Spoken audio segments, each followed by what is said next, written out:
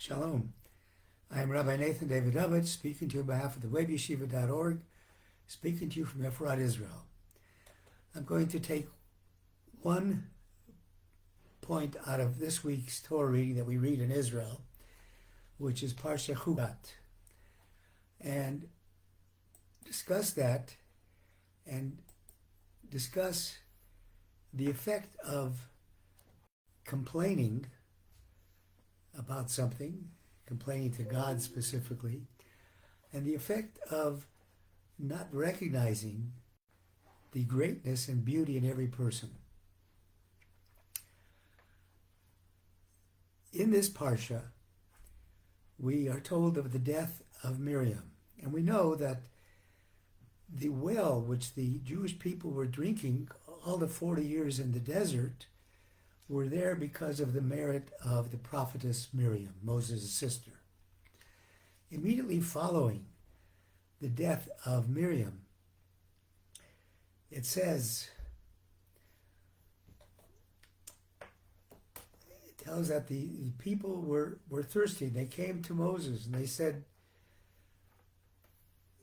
"We have no water to drink. You brought us here to die in the desert." And Moshe is perplexed, and he says, he pleads to God. God comes out and talks to Moses. And interesting conversation takes place. First of all, this isn't the first time in the history of the Jews leaving Egypt that they were faced with a drought. This is the second time. The first time was shortly after they came out of Egypt. And they complained they didn't have any water. And God told Moses to hit the rock and water would come out. And that's what happened. Water came out. So here, God speaks to Moses and he says, "Kach et hamata, take your staff and gather everybody here, you and Aaron your brother, and speak to the rock in front of their eyes. And then I will give water. The rock will give water." Notice he didn't tell him to hit the rock. He told him to speak to the rock. Different from the first time. And Moses kind of did a logical inference in his mind. And he said, the first time when the Jews had just come out of Egypt, they hadn't yet received the Torah. They had no great merits. They were just a slave people recently released. And I hit the rock. But now that they have worshipped the golden calf, and they certainly have fallen to a much lower level, how can I just speak to the rock? I have to hit the rock. And Moses said to the people, he got angry with them.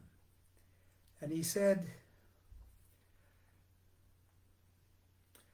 "V'yomer Shimuna hamorim, Amin asel hazanotzi lechamayim." He said to them, "Listen, you rebels, shall we get water for you out of this rock?" And he raised his hand and he hit the rock twice. He not only didn't speak to it, he hit it twice. And God said to him, "Because you didn't sanctify my name before this congregation of Israel, you will not be privileged to bring them into the holy land of Israel." What was the problem here? Why was it good enough to hit the rock before, and now it only had to be spoken to? So the Netivot Shalom has a discussion on the various levels of Emunah. There is of Emunah, of faith in God. There is a level of Emunah that is so high, such faith in God, that it's like Chizkiyahu the prophet, who said, "I sleep and you do." In other words, he didn't have to do anything. He knew that God would take care of everything. We call that hishtadlut. doing your bit. He didn't have to do anything. But then there's a lower level of Emunah. And a lower level of Emunah, we have a lower level, you have to do something to make it happen. You have to do some physical act to make it happen. Moses looked at this people complaining, and he figured they don't have the right Emunah. And if I just speak to the rock, they don't have the Emunah to understand that will bring water. I have to hit the rock as I did before, because they were on a lower level. So first of all, what was Moses doing? He was judging the people negatively. And Davidovich Shalom points out that every single Jew has within him, deep within him, a spark of Emunah, of total faith in God. And all you have to do is ignite that spark. Instead, Moshe was looking at what he thought was a lack of faith in God because of their actions, and therefore they needed more than just speaking. God wanted to show them that through the power of prayer alone, if you have strong Emunah, that will get you there. Moses didn't do that. Oftentimes we look at somebody, we might look at our fellow Jew and think, this is really not a good person. And we're forgetting the message that God is telling through Moses, that you have to look at the innermost part of a person. Everybody, every Jew and certainly every human being is born with a holy soul, a holy neshama. The problem is that sometimes these neshamas, these souls, get caked with mud, with layers of mud.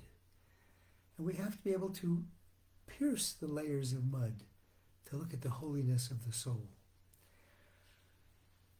Rabbi Moshe Carlebach said we should look at everybody with the eyes of Mashiach. The eyes of Mashiach, where you're only looking for the good in somebody. Now the question remains, if God really did not want Moses to hit the rock, how did it happen that he was able to hit the rock? Our sages tell us that the tzaddikim, the righteous people, will not do a sin because they have so much emunah, even their limbs are full of emunah and faith in God. Their limbs will not let them do something wrong. And he gives an example of Abraham when he took up his son Yitzchak to the Akedah.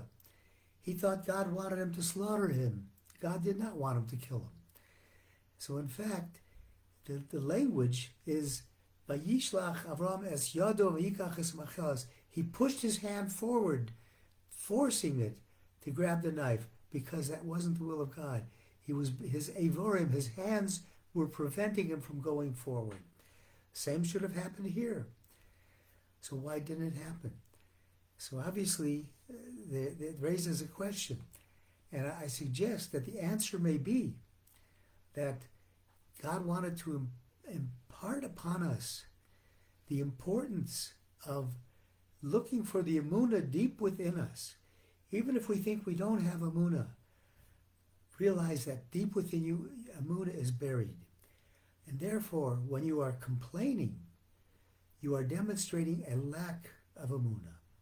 So instead of complaining, even though we may be on a lower level, we're not on a level where we can just pray to God and have something happen, we can do our ishtadlut, do our bit, put our effort in. And when we put our effort in, God will reward us by doing what is good for us. And that's part of this message of the Mei Meriva, the waters of controversy where people were complaining against God. When we complain against God, we are telling God we do not believe that he's doing what is right for us. And we know, as King David said in the Psalms, Tov Hashem lakol, God is good to everybody. If God is good to everybody, he only does good. So even though we don't understand it, we have to understand that it's for our very good and our blessings. I thank you for listening on behalf of the webyeshiva.org. I wish everybody the ability to see the good in every other human being. And I wish everybody a wonderful Shabbat. Shabbat Shalom.